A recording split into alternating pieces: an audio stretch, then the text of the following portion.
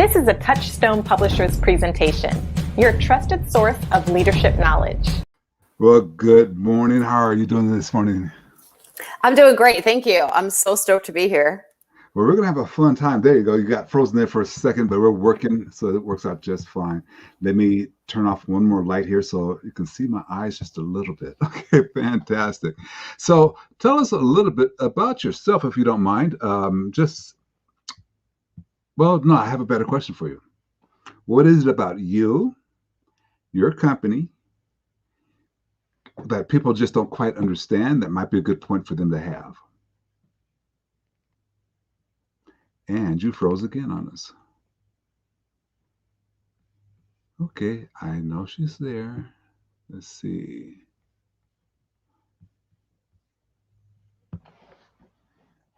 Okay, so hey, the rule is we go from start to stop with no stopping, start to finish. So, okay. Don't know why. Let's see here. Hang in there. So, oops. All righty.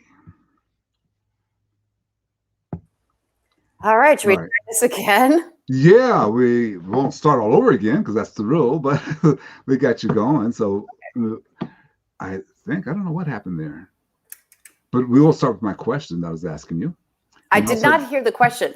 Because you froze, and I said, wait a minute, she's not hearing me because she's not moving. Then I saw that you had frozen. So, all right, so my question to you is simple. Not so simple, but it's my question.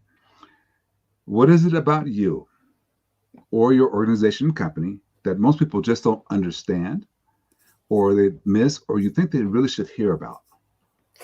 I think the thing that is difficult to understand is how reliable and essential intuitive guidance is. Intuitive guidance seems to be the province of women, when actually it's our deeper wisdom that both men and women share. So the way that I coach my leaders and my transformational coaches, because I work with two different groups of people, is to get out of the way of the guidance that I'm fortunate enough to be in touch with and reflect back to them their blind spots, or perhaps deep knowledge that they needed reassurance or affirmation about. Oh, but stepping out of the way of that guidance has always been my challenge. And I have to wonder, how do you, as a expert, step out the way to allow that person to reflect back to themselves? I know that's a 10-hour question, but is there a way that you can make it easy for the step back? I mean, breathing, or is there anything like that we can do to help us step back from that? Yes. So there's a couple of things that everybody can do. And, I come from a mind-body background. I was a therapeutic yoga master instructor, so I certified teachers. And I find that meditation in general has this sort of air about it that is unfortunate, because it keeps people from appreciating what's really going on. And because I only work in evidence-based practices, what's really going on in meditation is what we call attentional control or attentional direction. It's a focus tool. That's all it is. In addition to focusing, you put your body in the most neurologically organized state it could be in. This is called coherence. People who are familiar with the Heart Math Institute know about coherence. It's where you essentially get your heart and your mind aligned on the same frequency. You calm the body down and put it into rest and digest, which is what we call parasympathetic dominance. From this place, your ability to receive deep wisdom. Okay, so let me just put it for all the male listeners who don't identify with intuition, it's your gut instincts, right? So that's a little bit more of like the masculine approach. It's your gut. You're able to hear it and trust it because you are in such a calm, receptive state. That's how we get that information to come forth.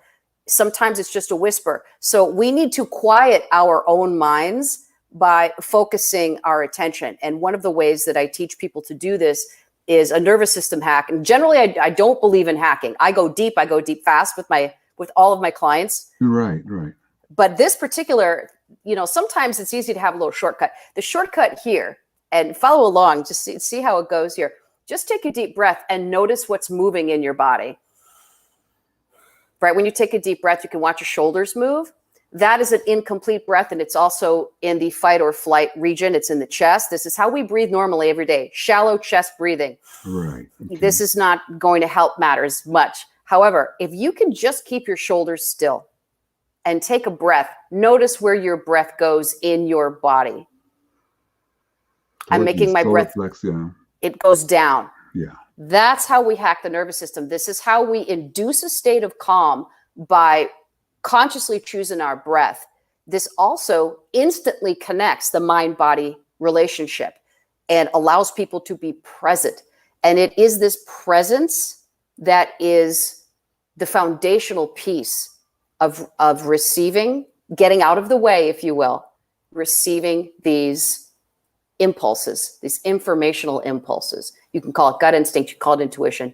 It's all out there. It's ready to be received. We need to be receptive. So we need to get out of the way, calm the body, calm the mind, focus the mind so that that information can come up to the surface and be received. Okay. So I noticed that you drew the distinction between men and women. And that's more of a cultural thing, you think? Just more, or is it doesn't have anything to do with physiology or anything like that? It's just a cultural difference? Correct. Now, there is this fascinating, I'm so glad you asked this. I read this fascinating study. It was a Harvard business study. And in the study, they were trying to determine, and the study was all about intuition between the genders in a business setting, because women tend to be more what we call socially sensitive. And that's one of the ways that, we're wired. It's true. Men, however, if you think about military, police, spidey senses, it's the same thing. Same thing. And these men are ninjas with this intuition. They know immediately. Firemen, when I worked as a firefighter, a seasoned fire captain can go in and be like, everybody out. I don't know what's going to happen. I just know it's not good. Everybody out. This is intuition at work. So for businessmen who aren't in, whose lives aren't at stake necessarily, their physical bodies, only their professional lives. Yes. They tend to be more data driven.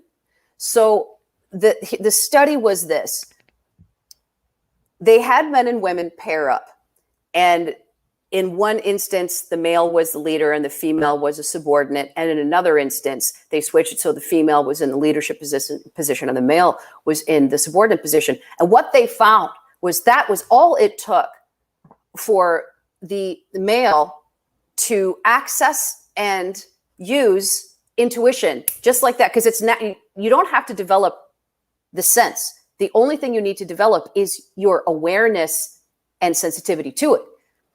Men have been taught to desensitize themselves to their gut instincts, right?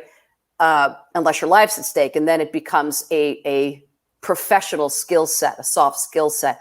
So what was amazing, Glenn, was every time a male was put in the role of subordinate, these soft skills came out of nowhere. And the determination was that intuition is not the providence of women. Intuition is the providence of subordinates. And in our culture, women are still primarily culturally conditioned to be subordinate, which is why our intuition is so clear to us. And that's just because we've kept women in that position. And so they're able to do it more. I think it's always it's unique that you're saying that if you put a man in a subordinate position, he's going to start to rely on that a little bit more. Subordinate to a woman, not necessarily to another man. Well, here's the thing. If you take the gender out of it, subordinate leader, whoever's in the subordinate role it's in their best interest to anticipate that, which is done through social sensitivity, the needs of the person to whom do you get this? Yes, right. So this is an anticipation exercise. It's social sensitivity. If you are in the position of being a subordinate to a particular person, you're going to read their mood when they come in. You're going to feel You're going to look at their body language. You're not even aware that you're doing it, but this is what subordinates do when they are in service to a person in a leadership role. And the gender doesn't matter. The gender doesn't matter, because really what it becomes is a survival mechanism so that you can keep the job or keep the money flowing in. It becomes a survival mechanism so your instincts will come up. Now, we may not label them that way. Right. So I have, we didn't talk about this in our pre-show, but I've discovered Unbreakable Woman. Yes. Okay. And that is an area where you talk about the compassion. Okay. And that gives women a head start on men. Am I reading that right? Kind of. Now, when you say head start, I'm really curious what you mean. Can you be more specific? Head start, I'm being able to connect with, okay, I'm going to be specific. Yes. A head start, I'm being able to connect with the universal knowledge, through your instinct. Being able to pull from walking in a room and seeing moods without people actually saying anything and being aware of those moods. Yes. And again, this is a cultural conditioning piece. Both men and women are capable of what you just said. The difference is compassion, humanity, sensitivity has been conditioned out of men. Men are not taught to value those things. And the unfortunate piece of that is all men are human, beautiful humanity. There's nothing stronger than a man who has the courage to feel in front of others, AKA vulnerability. And I'm not talking about breaking down and crying in front of your team. That's not what I'm talking about. Exposing your humanity makes you a more accessible and influential leader, period. This is empirically proven. This is not my opinion. So, Brene Brown has built quite an empire. Yes, yes, she has. On this fact, right? So this is what we call heart-centered leadership, right? So women are considered the nurturers. I got to tell you though, listen, I live in West Seattle. I've never seen, this is daddy town. I have never seen so many dudes, and I'm not talking about like daddies. I'm talking about dudes, tatted up, cap wearing, cigarettes in the back with the baby Bjorn. Dudes with babies. And you can see their humanity, you can see their sensitivity, you can see how much they care for their children. And it doesn't make them appear weak. It makes them appear awesome and powerful, that they can nurture their babies, right? This is not a female attribute. It's just that men have been taught it is not safe to have compassion. It is not safe to feel. So when I wrote Compassionate Self-Defense, it was mainly to help women see that they don't need to learn to fight like men in order to be safe in the world. That's completely unnecessary. It's all of their soft skills. It was essentially two things: an advanced situational awareness manual, compassionate self-defense and empowerment, the book that I wrote. It was a manual with tons of research, right? Like I said, evidence-based is the way to go for me. I'm very left-brained. I'm a tactician. And I feel like if I don't present the evidence, it's not going to be believed or, executed. Yes. So I help women see the science of intuition, help them understand where these intuitive signals are coming from, help them trust when they come in, especially if they're subtle, because some of them are easy to miss and they're always missed, and then help them, give them permission to speak up for themselves. Because sometimes, the criminals, and I would like to point out here, the first thing that I say in my book is there will be no man bashing. There are so many men whose entire lives are dedicated to the safety and equity of women. And it's very important that women see that, and that we don't allow ourselves to be fooled by the dehumanization that's going on in the media, right? Yes. That's the compassion piece. These men are walking wounded, and they were not born this way. Something went down in their childhoods, and they are in pain. That's who's doing these crimes. And it's like 10% of men. 90% of men are not on the radar because they're awesome. Yes. Yeah. And that's how the media makes money. So we won't go down that road. But we're not going to go down that road. That's a whole different podcast. And I think that's a very powerful spot to start with, though, to think about, okay, we're not bashing anybody. Okay. And especially that small minority that's getting the news headlines. Okay. We're not bashing those. what we're talking about though is a balance. Yeah. Okay. Now I was, by the way, I spent yesterday at the best university in the world. We're getting ready for the fall, so we can disclose that later on what that best university is. I didn't realize that when we talked the other day that you went there as well. So Indeed. That's why I'm maybe, smiling like this. Yeah, I was so impressed with the. Don't want to call out his title without his permission, but he's a big mucky muck in the arts and science. I was so impressed with the amount of programs that they're running to help us balance out. Yeah. His ability to connect with instinctual work, his the things that he wants the deans are doing at different schools. It's powerful. And when we forget that and just focus on that 10%, which is good about what you're doing. I want to ask you a little bit more about your book. Tell us the title again, and then how it fits into your current work. Okay. So the title is Unbreakable Woman. That was the program. That was my signature program at the time. Compassionate self-defense and empowerment.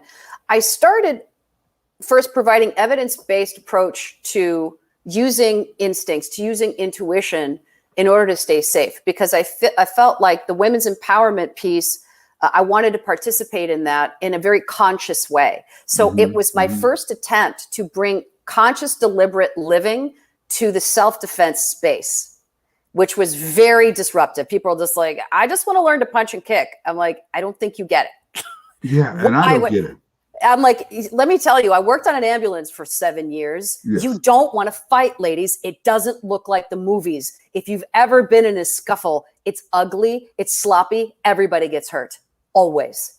You don't want to get in a physical altercation, trust me. So, you know, part of it is there's this romance about feeling powerful through physical violence, meeting violence with violence, versus being powerful and the violence doesn't happen. It was about being. It was sort of the entry level of deliberate conscious level and being authentically powerful. I'm starting to see that now. Starting to see where you're going with that. Because what we're saying is that, well, maybe I'm not, because in a way I'm saying, okay, silence is power. Yes. Attacking is displaying your weakness.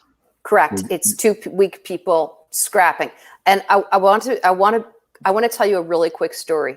Yes. So in all of my days, I was very hypervigilant, and nobody ever messed with me because I carried myself like I was ready to fight, because I was afraid that I didn't have the power.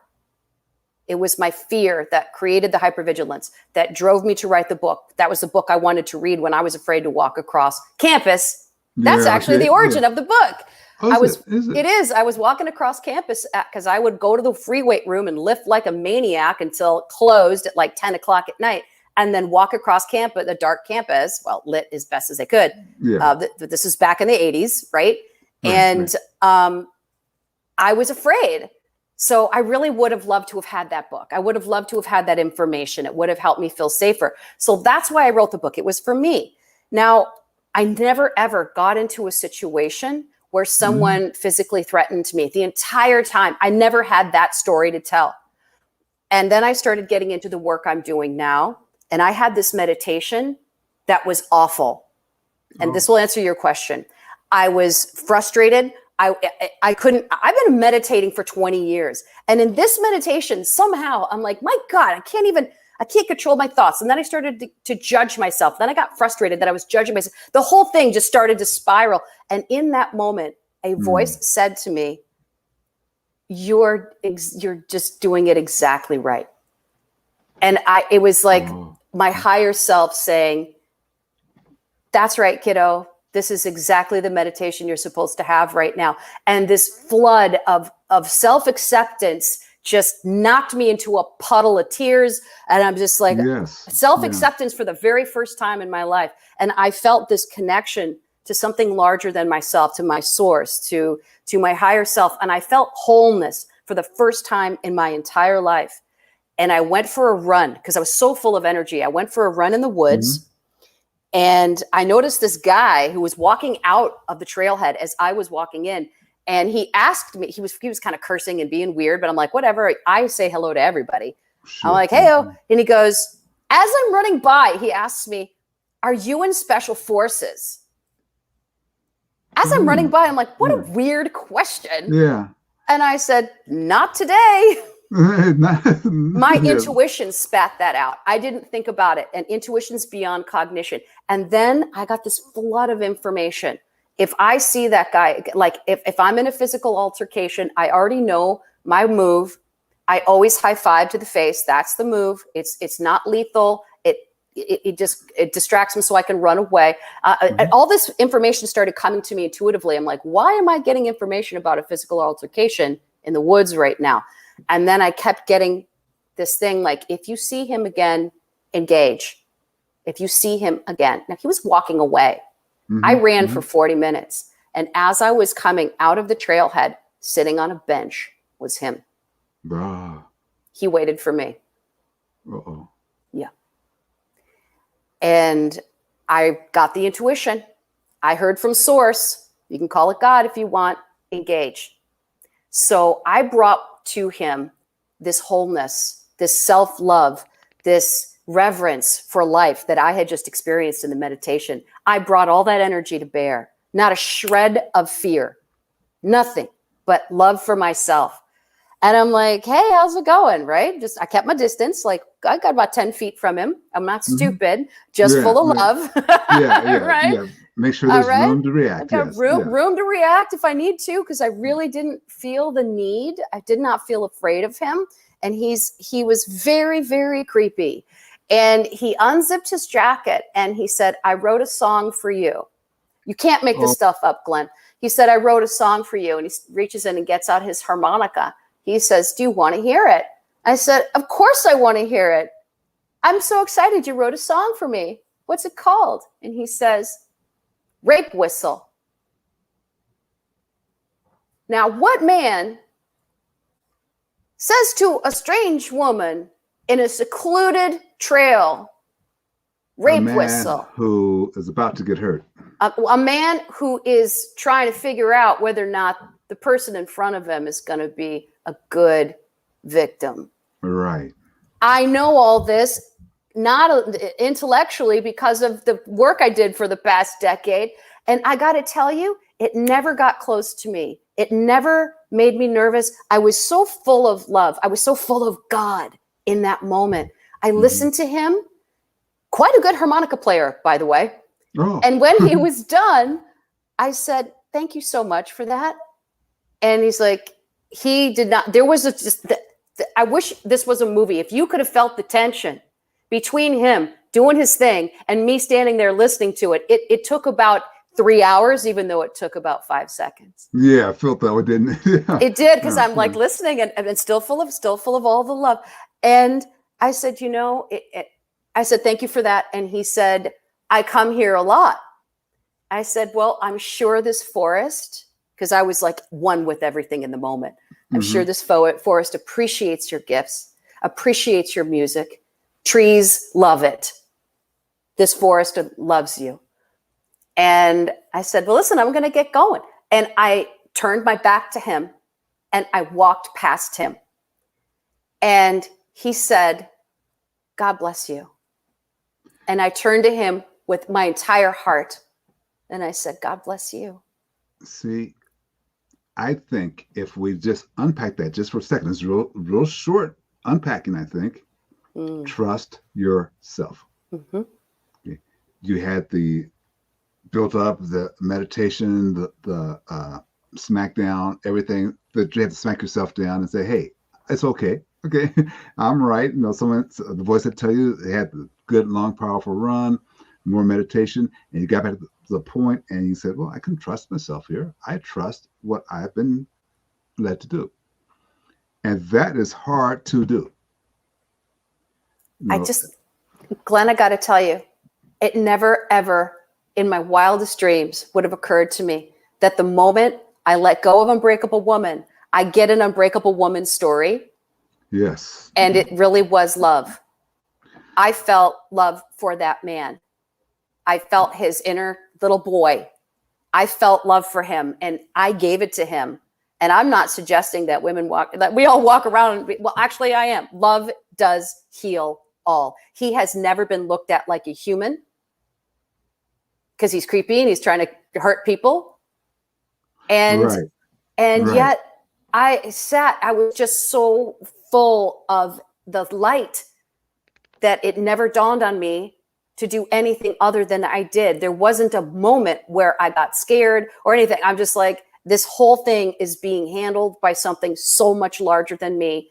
We met on purpose for me to see how powerful love is and for him to experience his own humanity. You know, there's something that is missing, but not missing. Mm. And I want you to tell me how far off track you think I am or how it plays here. But does it come also down to asking better questions? 100%. That's how I get it done with my clients. It's always questions, always. Okay. Because, I mean, in this particular gentleman's case, a better question would be, what happened to you as a boy? Exactly right. That's a question to ask any single time. Every time there's some crazy story, some, the kind of stories that I mean, nobody ever, if that story were followed up and they went into that criminal's history, they would see a scared, broken boy who was either abused himself or witnessed horrific abuse. That's how these people get built. They are built. They are not born. You know, I was in a discussion about the generation behind us, 2 generations behind us. Mm. And we got, the other gentleman was really adamant that this was a horrible generation. I said, well, if it is, it's our fault because we're the ones allowed them to play these horrific video games where it's just blood and guts all over the place. Yeah. Would you consider that a better question? I mean, is that the reason why it's kind of tough?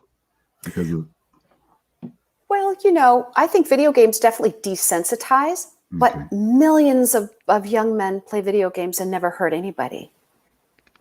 I'm going to disagree with you. Okay. And I'm not going to go political here, but if you think about it, how can someone get on television and say the horrible, filthy things they said about women, and yet 70 million people vote for them, 30 of which were women? They were desensitized. How can they? Yeah, they were desensitized to that type of treatment of women. I think that, all right, so, I love this question. How can that happen, you ask? Here's what I believe.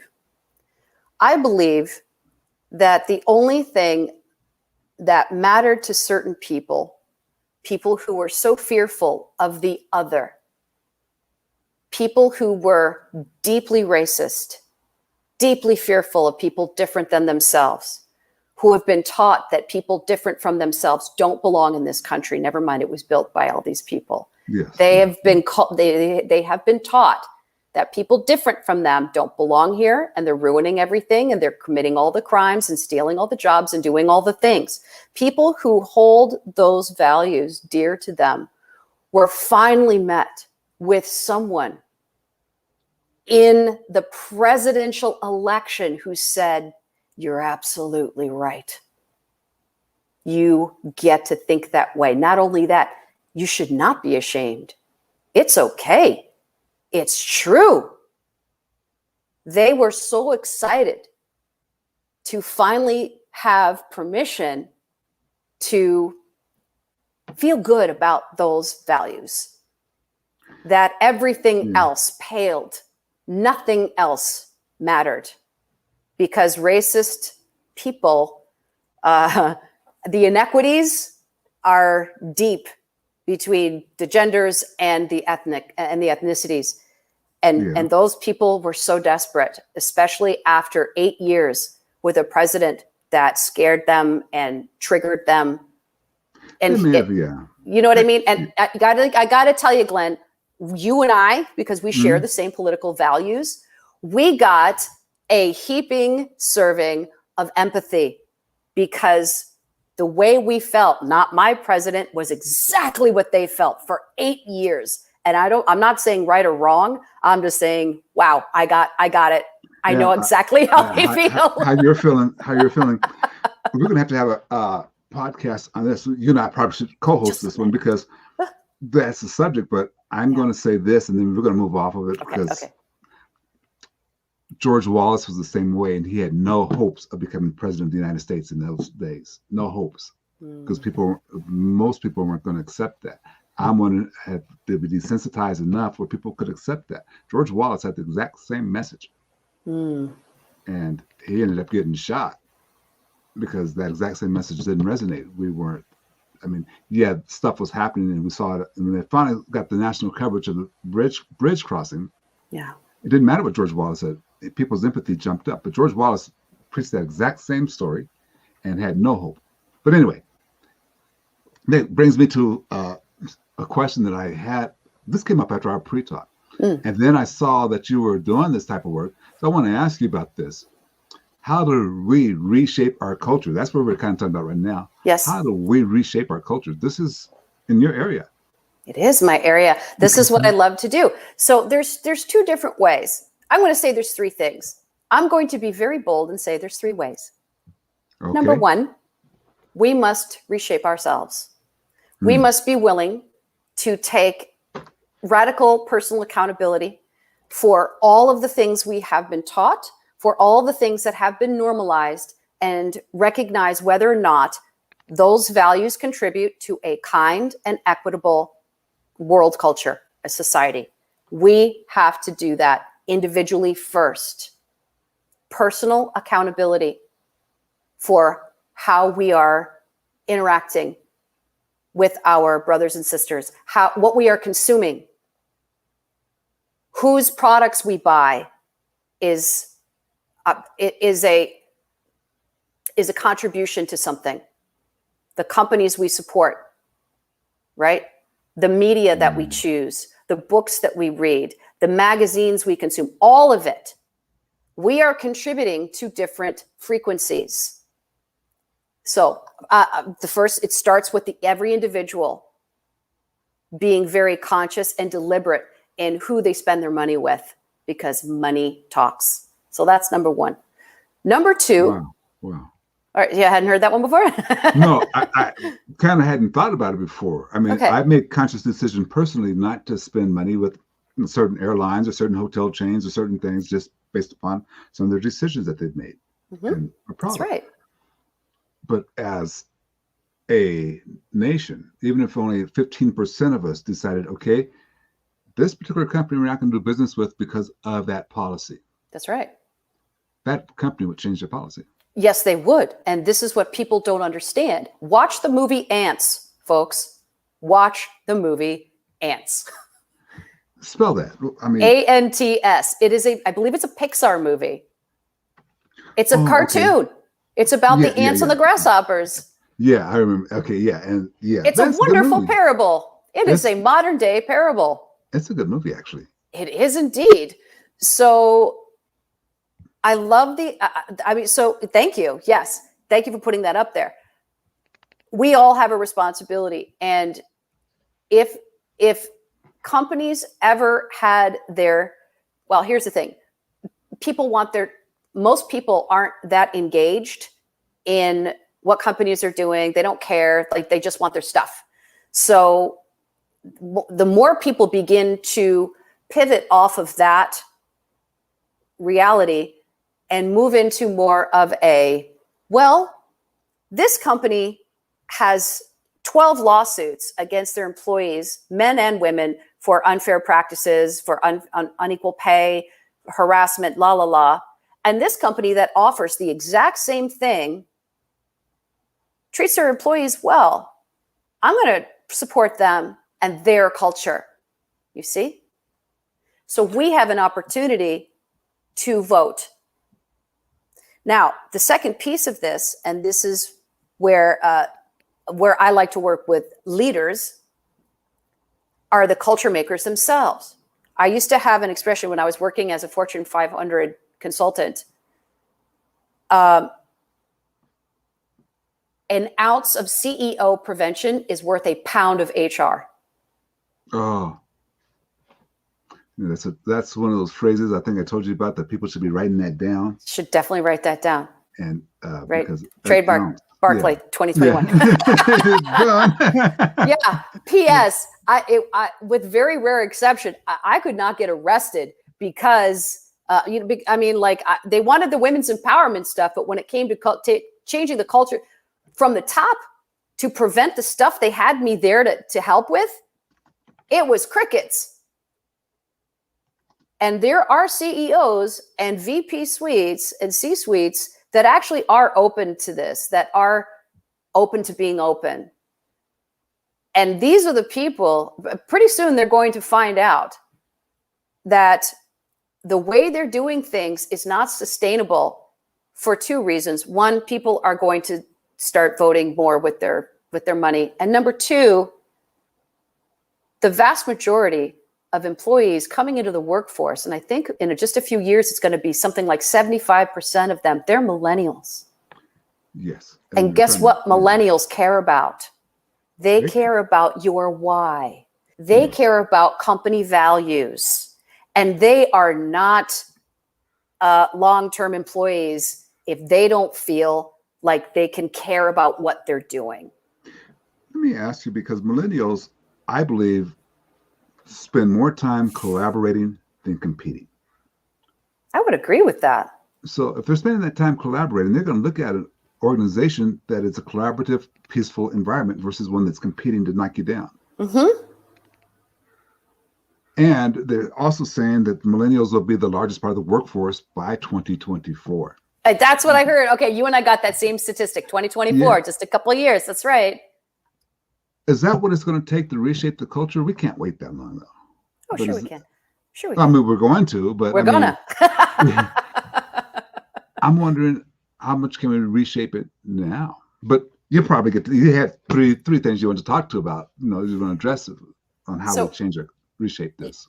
You need to. Well, there's a couple of like some things could happen instantaneously. All right, let's just say I'm going to throw something very wild out there just for context. Just for context, if there was an alien visitation that was very public, very peaceful, our culture would be shaped instantaneously. Yes. So you want to change it quick? An alien visitation would do something like that. I'm just for frame of reference here. Yeah. Now, an attack upon the entire world. It would absolutely. Now what we're talking about here is generational and ancestral DNA, right? It takes time to, now we can get some quantum leaping that can occur. However, when there is so much resistance to the change, the quantum leap is oftentimes difficult. So it seems to me that we're going to have to be very Newtonian about how we reshape our culture until we have a massive paradigm shifting event occur, right? Until then, one, we have our radical personal accountability. Two, we have the culture makers themselves being more and more open to being open, because their workforce will disappear and they cannot maintain their shareholders track without employees. Right. They will have an economic imperative to shift their thinking, and money talks at that level. So that's another way. And the third way, and this is going to sound a little maudlin, forgive me, the old guard will die and take their ways with them. Yes. It's just, I'm going to die and take my ways with me, right? So we are evolving. I tell you who's going to save it all. I think my daughter's generation. She's 9 and she goes to school with kids every color. They just haven't learned that's not normal. And they even have a child who's nonverbal, and he comes in this, he's got like 2 aides with him, and he's got like a Stephen Hawking thing where everybody, and they go and they talk to him and they have the best time. Like they had a birthday party for him, and everybody knows, like sometimes you talk to people who have those. There's just they haven't learned the difference about differences yet. And in fact, my daughter, I adopted her. She's a little Pacific Island girl, right? Yeah, so right. My daughter is not white, and people never like blink that I'm her mom. Like they just assume like I have a dark-skinned father, right? They just assume. Yeah. And it's like, it's all good in the hood. So I believe these 3 components are going to create a critical mass. And everybody likes to complain about the millennials. The millennials may be the very thing that convince these hard-boiled sociopathic, because they've been taught they have to be, right, C-suite. Sociopathy is learned, by the way. These are not people who are going out committing crimes. So sociopathy is a natural part of making big decisions where you cannot care about how it affects people. Right. So I don't mean to say sociopathic in a criminal way here. So please don't misunderstand. But these people who are like so entrenched in their culture and be like, oh, good old boy, cigar smoking. And these little baristas, these kids are going to come in and just be like, I don't care if you're the CEO. What's this company stand for if you want me to be here? Make it fun for me, they say. Make it work for me. Think about that I could get my why. irony. Think about the irony here, Glenn. Nothing can change the minds of these billionaires except for these really sort of high maintenance, low resiliency kids. Because you know what? If they have no problem leaving. They don't. Because there's no, in my mind, there is no loyalty on either side. No. I mean, I look at companies like AT&T. You know, at one time that was supposed to be around forever. Okay, look where they are now, based upon even after all that. So I see the three areas you're pointing at. Yes. But I want to go back to that very first one, accountability. Yes. And you talk about this too, and that's your ability to create your own reality. What do you mean? I mean, we are creators, every single one of us. Now, I don't want to get too deep into the metaphysics of this. As I understand it, at my current level of consciousness, we are living in a mental construct, and we are nothing but energy, and everything around us is energy. So our minds have an organizing effect. Anything that is we believe will be shown to be true in our reality. A perfect example of this is people who believe in evil and demons. They see it everywhere. They just see evil. They just see all this darkness perpetrated on people, and they're very, very afraid. People who see angels and believe that people are basically good. Well, imagine their life. They're seeing like random acts of kindness. They're seeing people support each other. They're seeing humanity around them because of what they believe. The mind has an organizing effect. You will live the life you believe you should be living. You will live the life you believe you deserve. And we have a crisis of worthiness in this world. When you feel worthy of a good life, you will have it. When you feel you are not lovable, not worthy, even though you talk about it, if you truly don't believe that it's yours, that you can have it, that you can create it, then you will be right. Whatever you believe, you will be right. Now, the good news is beliefs are nothing more than a repetitive thought that neurologically, this is where the Neuro Facilitation piece of what I do comes in.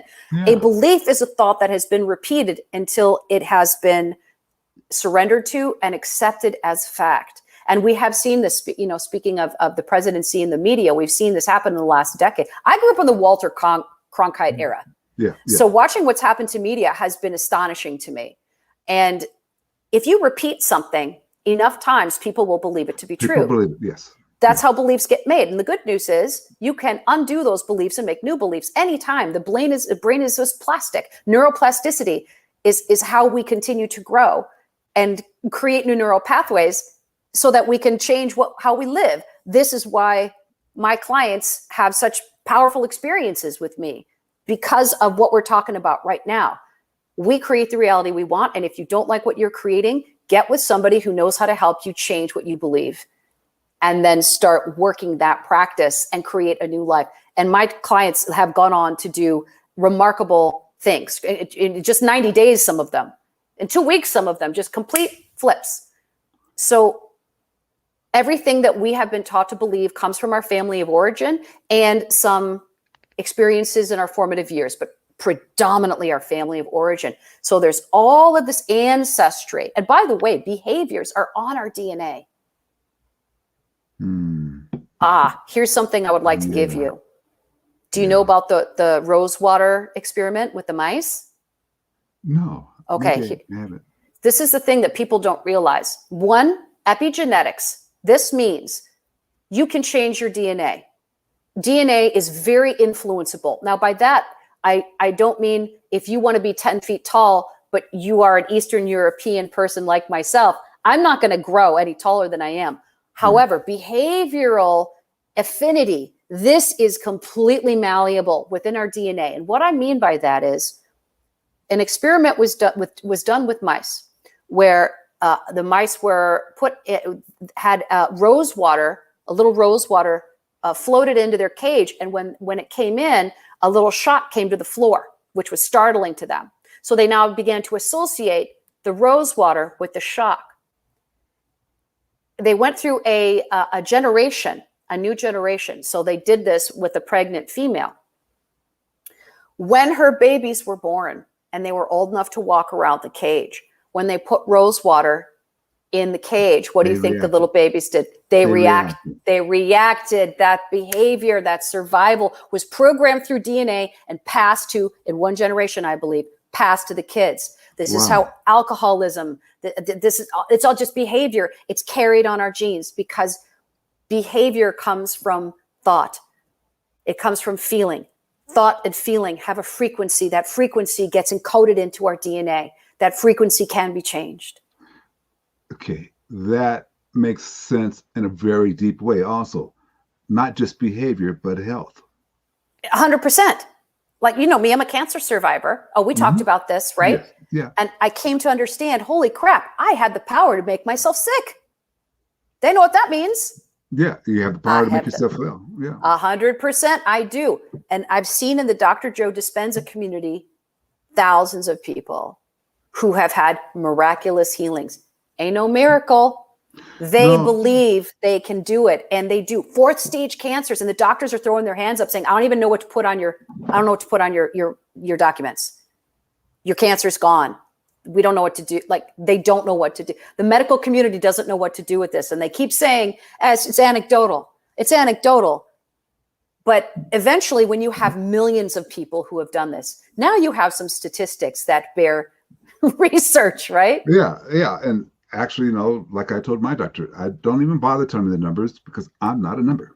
That's right. It doesn't apply to me. That's what I told my oncologist, like literally just a couple of days ago. Did you get your flu shot? I mean, I'm going to get a COVID shot. Don't get me wrong. But for flu shots, I'm like, nah, flu doesn't apply to me. I don't get sick. And I don't. Yeah, it's funny. I wasn't going to get a flu shot. I have never gotten. Now, the vaccine I did get, but the flu shot I've never gotten because it just doesn't make sense to me. And I don't get sick. I mean, I just don't get the flu. I mean, yeah, this is different, but I don't get the flu. I think that what you're saying gets encoded but can be recoded by you. Correct. And I want to ask you, because you're saying it's a thought, but aren't these thoughts habits that you have to, I mean, your thoughts build your belief, but these habits build your belief. Habits are reinforcers. Oh, okay, that's the other side. They reinforce those thoughts. Okay. That's right. And most thoughts are reaffirming. So any thought thoughts, do you get what? So thoughts are usually reaffirming your beliefs. And there's something called confirmation bias. And people will look for confirmation in their environment so they feel correct. So they feel like, no, this belief is correct. Like this is, we saw this on a national scale with Donald Trump. He was an affirmation that racism is okay. I've been thinking these thoughts for generations. And here comes this sexism, all that is okay. Do you see? He reinforced that it's okay. Like, oh, finally, I'm so relieved. It's okay to be ignorant. Oh, thank God. Yeah, I said it, and he said it first, the loudest, and the most. That's right. And I've been living with shame for so long. And this man has basically given me the relief. I don't have to feel guilt or shame. Of course they did.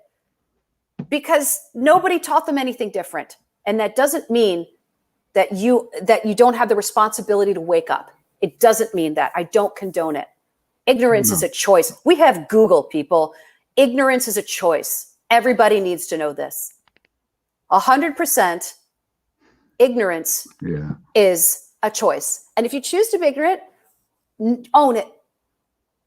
There's a cartoon out, Calvin and Hobbes, and I used to use it at the start of my workshops.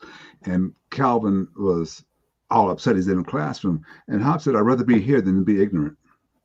I mean, I think that's so powerful. I'd rather be here than be an ignorant person. Mm-hmm.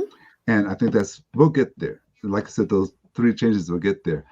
I like that. I think we're looking at, I'm going to push it out a little bit to a bit of a grander scheme though, real quick. Then I got another question for you to kind of be respectful of your time and get you wrapped up here a little bit.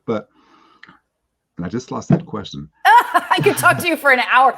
If I didn't have a meeting, I would just be like, keep talking to you. Yeah, we could. I mean, there's so much more. And ladies and gentlemen, I promise you, we're going to do this again because there's a lot of things left to be unwrapped. So since I lost the question, let me go to this question right here.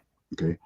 I want you to inspire us. Now, tell us a couple things. Number one, we're going to go back to your book because that's inspirational, powerful book. But what other books would you recommend that might help support your book? Okay. Oh my goodness. So that book was, I wrote that in 2013 and it was my first at bat. Yeah. And because I thought, here's the bottom line. Nobody's trying to be conscious or meditate if they don't feel safe.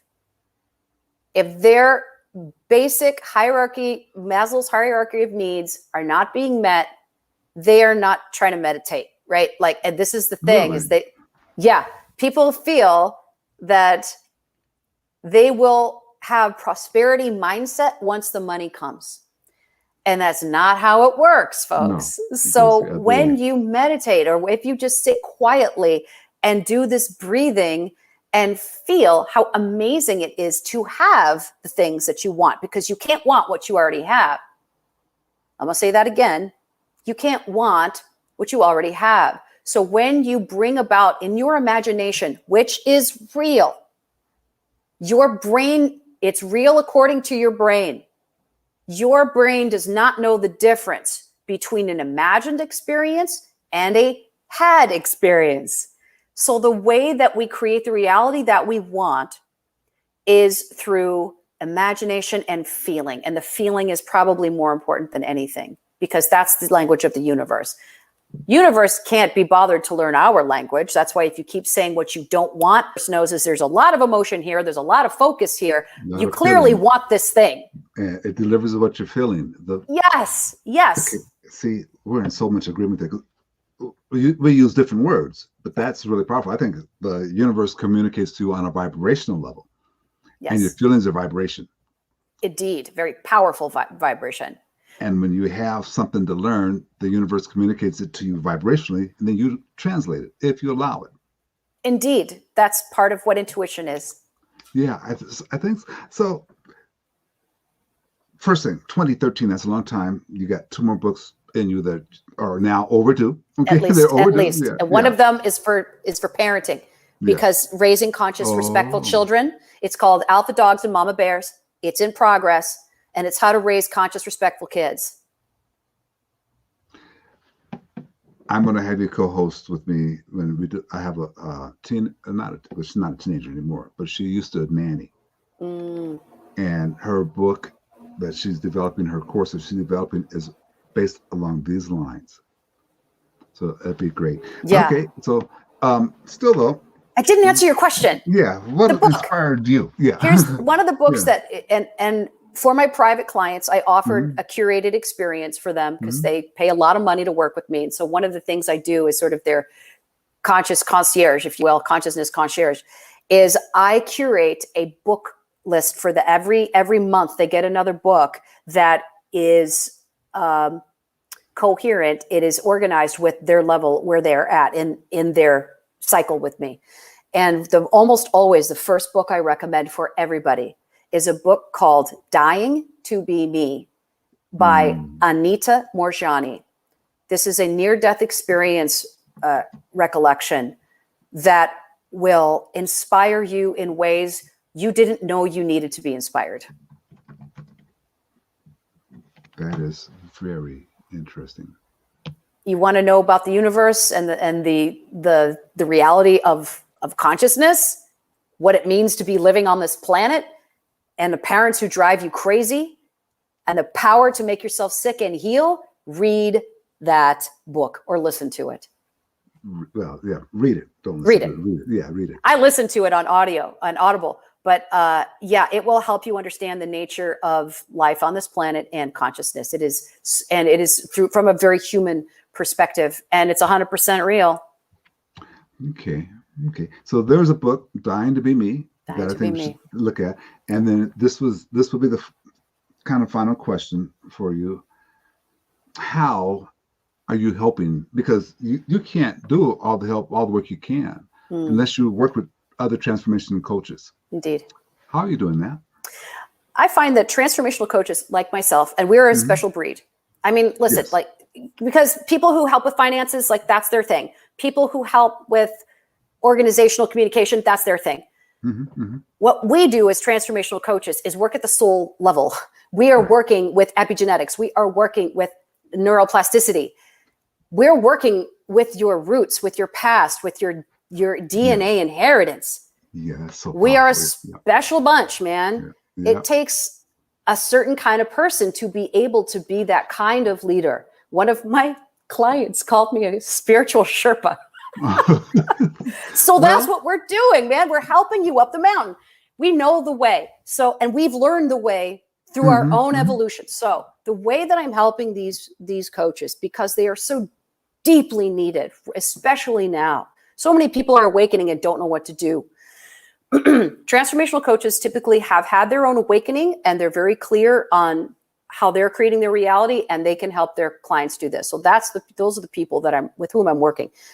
They still have, many of them, unresolved issues from their family of origin that are blocking them from showing up as the sovereign leader they need to be in order to create a safe space for the people they want to serve. So what I'm helping them do is be world-class CEOs of their own thoughts, beliefs, and emotions, help them unwind their money mindset issues, because a lot of them, well, listen, we're altruistic and we're also business people. It is a very strange place to live. I believe everybody should get to have like everything for free. Healing is a birthright. Then again, we live in a culture where when people pay money, they actually do the work. The bottom line is people pay to pay attention. I have to charge. One of it, I definitely deserve to get paid for what I do. I really value my work. I value the services and the results that I provide. And a lot of people who come from my background or are working in my realm, they really struggle with this. They feel guilt and shame around charging at the level that they need to be charging for people to show up and do this very challenging work. I've had people walk away from 5-figure fees, Glenn, because the work got too hard. You know what that told me? It should have been a 6-figure fee. Yeah. Because that work needed to happen for that person and the money wasn't important. As the fear got bigger than the money, I'm like, I needed to charge you more money. So that's a lot what the money is about. They don't know how to reconcile that because they're empaths, they're intuits, they understand the nature of consciousness and why they're here. So I help them discover their own value. I help them understand and stand in their authority in their particular lane. That's really important. If you want people to surrender to you, you need to be strong and you cannot be judgmental. So I help them unwind some of the places where they're judging themselves, because they'll pass that along completely unconsciously to their clients. So I help them unwind that self-judgment. I help them understand how to be the authority of themselves so they can pass that along to their clients. Yeah. We were talking about that just the other day. We're hypnotherapists. Yeah. You have to unwind. You have to be set to do that. All right. So you're helping people do this. Do you have online classes that you're teaching and sharing with them, or do you have group coaching sessions? If you have transformational coaches who tuned in and said, hey, I want you to be my coach. I mean, ladies and gentlemen, you need coaches. I have a spiritual coach. I have a financial coach. I have a business coach. I have a marketing coach. I have coaches. Okay. And if you're going to get someplace where we want to go to, you got to have a coach. So there's got to be some people out there listening saying, well, how do I work with you? Tell us. There's a couple ways. I have a free gift that I offer transformational coaches so they can get a sense of how I work, because I want to be super clear. I don't work with everybody. Not everybody's ready to work at the level that I operate. And if you're not, and so what I would say is they're not ready yet. So I'm extremely picky. And one of the ways that I help people identify whether or not they'd be a good fit for me is to consume my free gift. It's called the Cause and Effect business model, not cause and effect, cause and effect. It's just what we're saying about creating reality. And it's on my website, which is mytransformationalcoach.com/effortless. And you'll get this, I think it's like a 30-minute video about how the transformational coaching business model is different than conventional business model because of the nature of the work that we do, and help these coaches feel like, oh, I'm not crazy. Conventional sales do not work for me. Like the mindset piece is so important. So I help transformational coaches. I introduce them to the business model that I use to build my 6-figure business in my first year, like coming from nowhere with no email list, nothing. I got very successful because of this list. And I started charging 5 figures for my time within just a few months because I was seeing how powerful the value.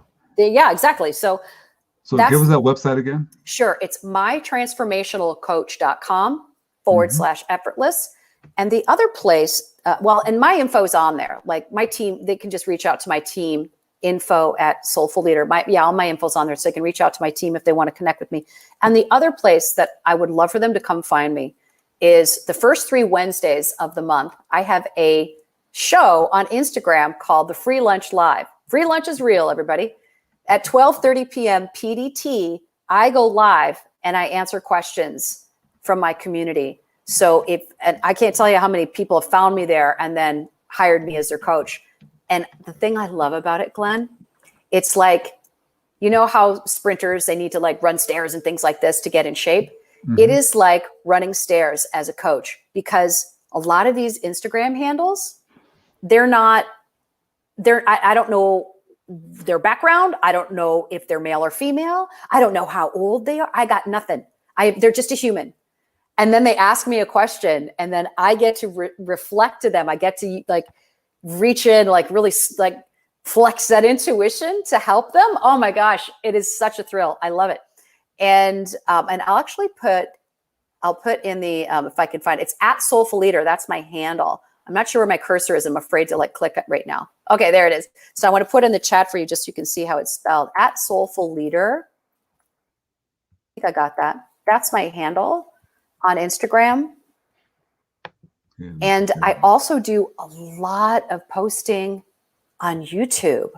So come and subscribe to my YouTube channel. I'm putting up like a video or 2 a week, and it's all tools and practices. Make sure I spelled that right. Soulful-leader. Yeah, I got it. Oh, good. I know how to spell my own signature program. Yeah. So, and the other way that if people make sure I spelled it right. Right? Like I've got a word smash there. So my private program is sold out right now. It's a 6-month program. It's my high touch, high end program. And I only work with about 5 people at a time. That's sold out. But I have a it's a fraction of the cost actually for transformational coaches, because I really want them to get the information and be able to apply it fast. So I have a 7-week do-it-yourself effortless enrollment bootcamp. And if anybody wants information about that, just go to the website and email my team. And that is it's an evergreen. You just you get access to my online academy, and you do it at your own pace, and it's yours forever. And it will help you unwind your money mindset and learn how to mentor people when you're on your enrollment calls, but you never ever sell. I've never sold. I refuse. I'm like, it's gross. I don't like it. And I listen, people who love sales, I love it for them. I love it for them. I'm not into it. I'm not into the hunt. I'm not into the kill. I'm into partnership and celebration. That's what I'm into. My coach has really hammers into me, selling is not you. If you need to sell somebody, then you're cutting yourself off from finances. Yeah. 6-7 figure incomes don't come from people who know how to sell. They come from people who know how to attract the right business. That's right. So, we're going to do this again. I promise. I promise every listener, because we have a lot to cover, and it's the mindset that's going to make the CEO great. Okay. The CEO probably got kind of wrapped up into this and thinking, this is how it's going to work in my personal life with the CFO or the senior level person. But these things apply to your company.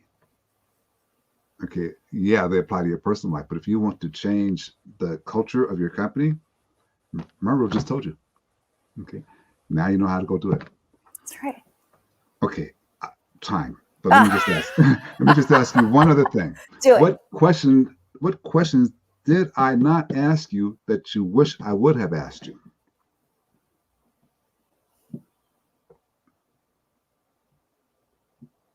I think the piece about radical personal accountability was really, really important. Oh, yeah. I cannot begin to tell you. My mentor just put me through a 4-week session on the 4 agreements. And that last, well, not the last agreement, holding yourself accountable. No, the highest, best thoughts all the time. That's the first agreement. Highest, best thoughts all the time. You're going to hold yourself to having that. As soon as you get out of that, you pounce back into it. So, yeah, I agree with that. Responsibility, radical responsibility for yourself is important. But that's not my question. My question is, what did I miss? So here's I don't think that you missed anything. I think that there's a question that might be helpful for people.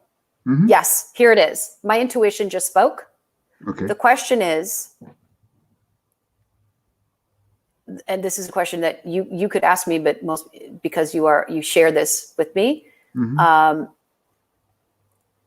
Can you tell me a little bit about the cancer experience? Right? What was the cancer experience like? And the reason that I like this question, and most people are reluctant to ask about it, which is why I have to offer it, is because I have a completely different perspective about cancer. And well, one, I gave it to myself. I opened the door for it. I didn't, not consciously, not on purpose. Good Lord. Right. Who But do it on purpose? But I didn't do it on purpose, but I totally saw my fingerprints all over that diagnosis. It was me. And when something like that happens, the moment we can shift our understanding about it from this happened to me to this happened for me. Now, when I work with people, I take them one step further, which is why not everybody's ready to work with me. I'm going to take you into this happened by me. Oh, okay. There's, guess who brought it for me? Me. And this is the infinity loop that trips a lot of people up. And the reason, keywords. Right? Infinity loop that trips you up because it's key. Yes, I wanted to just touch on this briefly because I think it was, who was it? Who was the name of that famous coach? Oh, I can't remember. Lou Holtz, yeah. Who said, life is 10% of what happens to you and it's 98% of how you interpret it. Cancer is considered like one of those awful, oh no, not that, like everybody's terrified of it. And I understand, and a lot of people have died from it. So I don't mean to make light of that or diminish the loss that people felt when they lost loved ones. That's their experience. And I honor that. I also honor my experience, which was amazing. It taught me everything I needed to know about surrendering to something bigger than myself. It opened the door for this entire business, my success, and my privilege to witness people changing their DNA, shifting their mindsets, letting go of old agreements. I mean, it opened the door for my greatest honor and for me to live in my purpose. Cancer saved my life. And it was a huge gift. And I'm so glad that I gave it to myself. I don't need to do it again.